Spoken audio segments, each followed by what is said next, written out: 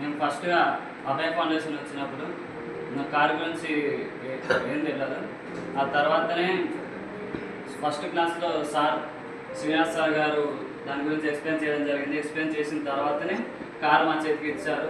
Car 2-3 డేస్లో steering, break అన్నీ వచ్చాయి. అసలు ఎలా వెళ్ళాలి రోడ్డు మీద, అసలు భయపడకూడదు, ఆరం ఎక్కడ కొట్టాలి, ఇండికేటర్స్ ఎక్కడ అన్నీ చెప్పారు. ఒకసారిగా కాకుండా ఒక అన్నలా అన్నీ చెప్పారు. అలాగే స్వామీజీ గారు కూడా కార్ శుభ్రత ఎలా చేయాలి, అసలు ట్రాఫిక్ రూల్స్ ఏంటి అన్నీ చెప్పారు. స్వామీజీ గారు కోరుకుంటున్నట్టే అందరూ ప్రొఫెషనల్ డ్రైవర్గా వెళ్ళాలనేది సార్ కోరిక.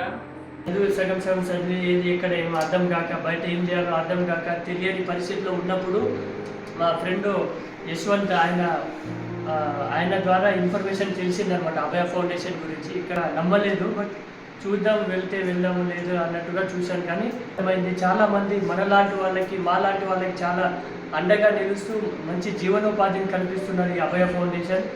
కారులో ఎప్పుడో ఒకసారి కూర్చోవడం జరిగింది, కానీ మరి డ్రైవర్ కుర్చీలో కూర్చొని నేను డ్రైవింగ్ చేయడం అనేది అసలుకి జరగలేదు.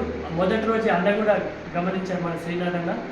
నేను ఇట్లా పట్టుకునే దాని ఇట్లా చేతులు బాగా వణికేదనమాట, ముసలోళ్ళు వణికినట్టు.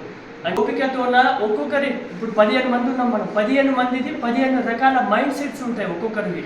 ఏందన్నా నువ్వు, అదన్నా నువ్వు అంటే ఆయన అందరినీ అర్థం చేసుకుంటూ ఓపికతో ప్రతి ఒక్కరికి ఎవరికి ఎలా చెప్తే అర్థమవుతుందనే ఆ విధంగా చాలా అద్భుతంగా ఎక్స్ప్లెయిన్ చేస్తున్నారన్న.